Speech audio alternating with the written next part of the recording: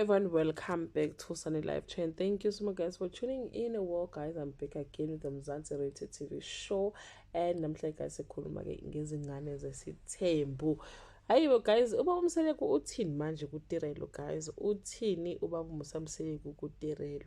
Namhlanje ke uTirelo had a meeting with ubaba uMseleko kwezokhuluma ngendaba ukuthi ke ifamily yakhe iyawanqaba amalobolo kaMpumelelo, ethi nje cha angikwazi ukuwathatha.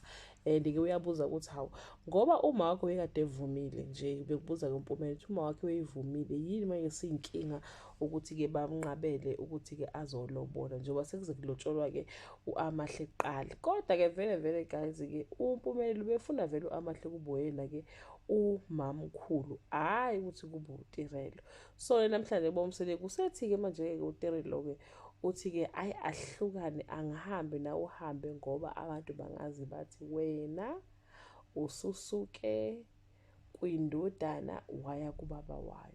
Hawu guys, I was like hayi bo, le statement guys bengafanele ngabe usenzile nje from the first place, like asizwakali kahle, asizwakali kahle. Angisazi ukuthi sisho ukuthini, ukuthi akusafanele manje bonakale-ke namakhosikazi ey'ngane zakhe ngoba bazozibathi uthandana nawo ngobani. Kodwa kusho ukuthi-ke makufanele abonane-ke noTirelo kufanele kube ukuthi uMpumelelo naye-ke is around, noma-ke uMayeni is around, because kuba sengathi ubaba uMseleko akayithembi kahle hle emakhosikazi noma nje ey'ntombini-ke zamadodana-ke akhe noma zendodana yakhe-ke uMpumelelo. uMpumelelo uthe uma ngabe ebuzwa ngendaba kaTirelo watshela ubaba ukuthi yena akasaboni ukuthi kuzokwenzakalani phakathi bona bowu-2 njengoba esanda kuthola ukuthi-ke uTirelo uyaphuza. uTirelo went out with the girls zakamseleko, oMpilo, oSne, wafike waphuza-ke bakithi laphayana-ke. Manje-ke uMpumelelo uthi cha, yena nje umuntu ophuzayo-ke vele-ke nje-ke inkosi yami akazishayi-ke ngabantu-ke abaphuza, so akasayiboni indaba yakhe-ke noTirelo. Kanjani manje guys, kanjani guys, kanjani nje ngampela njengoba nje eseyiqhathulula ngaka nje uMpumelelo-ke kuTirelo.